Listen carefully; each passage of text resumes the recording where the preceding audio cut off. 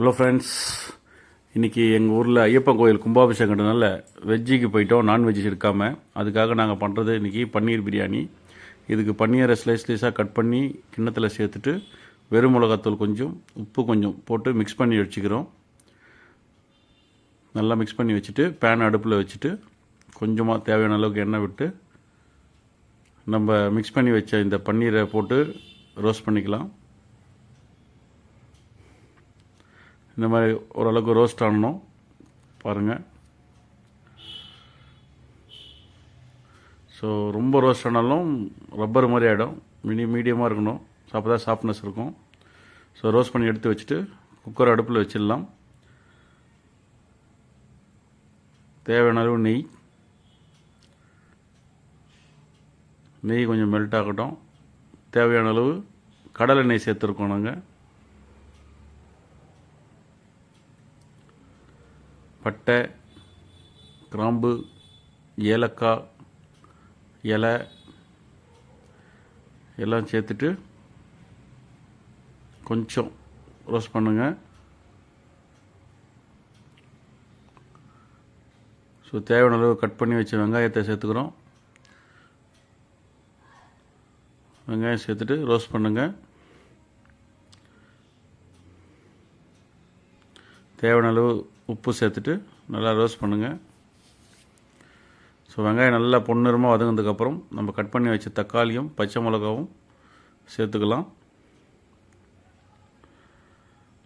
So நல்லா வதங்கட்டும். எந்த அளவுக்கு வதங்குதோ அந்த அளவுக்கு டேஸ்ட்டு நல்லா சூப்பராக இருக்கும். பாருங்கள், நல்லா மசியே வதங்கிடுச்சு தக்காளிலாம். ஸோ தேவையான அளவு இஞ்சி பூண்டு பேஸ்ட்டு நம்ம ஆல்ரெடி அரைச்சி வச்சுக்கிறோம். ஸோ இது நல்லா வதங்கி வந்திருக்கும் போது இஞ்சி பூண்டு பேஸ்ட்டு சேர்த்துக்கலாம். சேர்த்துட்டு அதையும் நல்லா மிக்ஸ் பண்ணி விடுங்க. ஸோ அவங்களும் கொஞ்சம் நல்லா வதங்கணும்.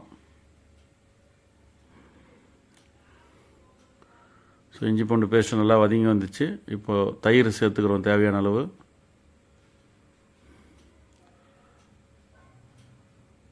நாங்கள் ஒரு 3 பேர் சாப்பிட்ற அளவுக்கு செஞ்சுருக்கோம். அதுக்கு தகுந்த மாதிரி நாங்கள் அளவு போட்டிருக்கோம். நீங்கள் எத்தனை பேருன்ற மாதிரி அளவு போட்டுங்க.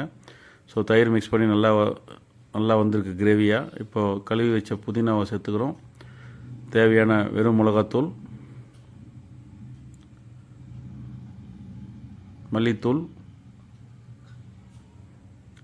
கரம் மசாலா தூள்,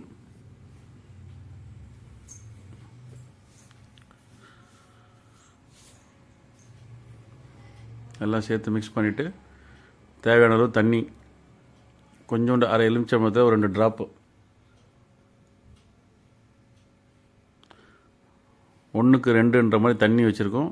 ஸோ அரிசி கொதி வந்தோம்னா அரிசி போட்டு நம்ம ஆல்ரெடி ரோஸ்ட் பண்ணி வச்சுருந்த பன்னீரை சேர்த்துட்டு குக்கரை மூடி ஒரு விசில் வந்த வரைக்கும் இருங்க. விசில் ஃபுல்லாக ஸ்டீம் இறங்கினதுக்கப்புறம் குக்கர் ஓப்பன் பண்ணணும்.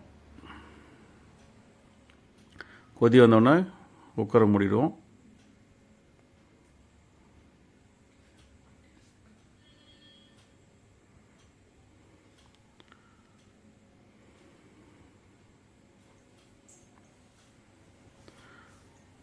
ஸோ நம்ம பிரியாணி ரெடி ஆகிடுச்சு சாப்பிட்றதுக்கு. வாங்க ஃப்ரெண்ட்ஸ், எல்லாம் பன்னீர் பிரியாணி வெஜ் பிரியாணி சொல்லிட்டேன். பன்னீர் பிரியாணி சாப்பிட்லாம். இதுவும் வெஜ்ஜு தான், வெஜிடபிள்ஸ் பிரியாணி வேறு.